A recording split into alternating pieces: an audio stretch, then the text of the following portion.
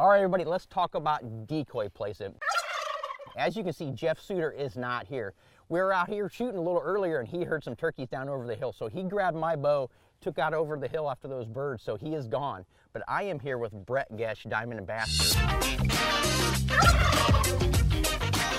So let's talk about what type of decoys. If I had one go-to setup, it would definitely be a hen and a jake. You don't want a big, dominant starting turkey always to bring in a big tom. Right. The recap to that is make sure your setup is simple as possible and use a jake. Don't necessarily use a tom if you're new at this, because that really decreases your success, because they will get intimidated by that strutting tom, right? So what's the optimal distance, and why should you do one versus the other? Some do's and don'ts there. I've seen some people set up their decoys, want to be away from the blind and be 40 yards.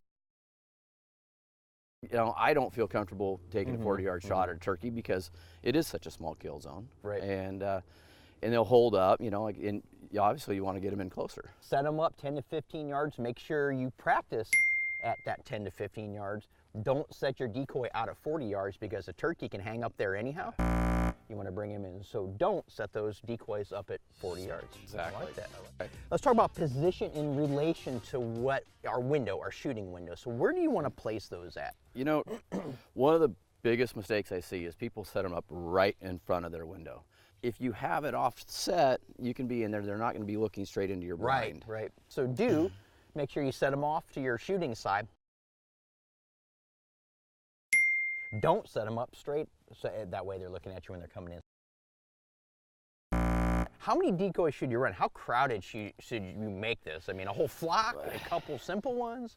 If you watch turkeys out in the field, a lot of times they're 5 or 6 feet apart. So, you want to just emulate what you see them doing in your scouting stuff. So you want to make sure you do keep it really simple. Run a jake and a hen. Do spread them out. Don't put them on top of each other. And that was going to make you the most successful hunter when you set up your decoys.